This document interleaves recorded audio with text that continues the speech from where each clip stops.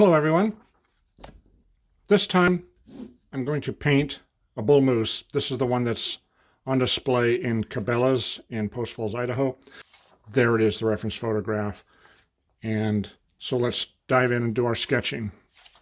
Well, I'll hold it like this. So try to place the animal about somewhere in here, the basic head, then the antlers fill this area up here. So let's try that.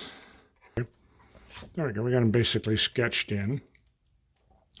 Now in my typical 1, 2, 3 process, I do 1, do the sketch, 2, do the watercolor graphite to establish my values and get my lights and darks, and then 3, add the colors. Let's charge on with doing the graphite. Okay, now this is, I almost always work dry brush technique. This is Arch's rough. I'm left-handed. I want to consider my source of light. Again, my strong side is my left side. I'm not going to put the source of light in the painting itself, so by default it's off here at 10 o'clock. If I were right-handed, it would be off the page at 2 o'clock, but being left-handed, now I just sort of give this a little shape using the corner of the brush. I'm happy with that. All right, let's color them in. Again, in watercolors, we start with our lights and move towards our darks. All right, now I have raw sienna in this quinacridone burnt orange, which is a good color combination. I always like those two, the way they work together. So basically I have a lighter yellow and more of a brownish darker yellow. And on these things, dealing with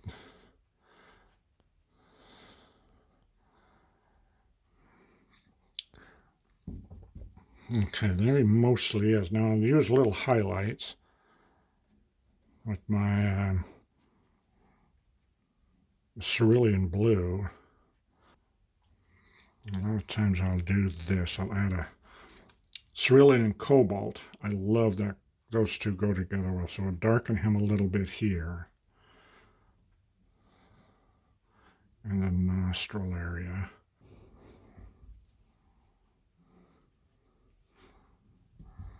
Okay, there he mostly is. I could try a little darker blue. Here's Prussian blue. He's wet all over this guy at the moment. But I can loosen him up a little bit here. Let's do a change in value, so I give him a little something of a background.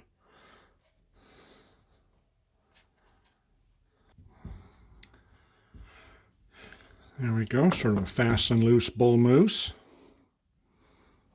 Okay, that was a good practice. Did it all with a Hake brush, kept it all with a large brush, which helps prevent fiddling. It's loose, but yet still recognizable as a bull moose. You know, sort of portrait-like, no real background.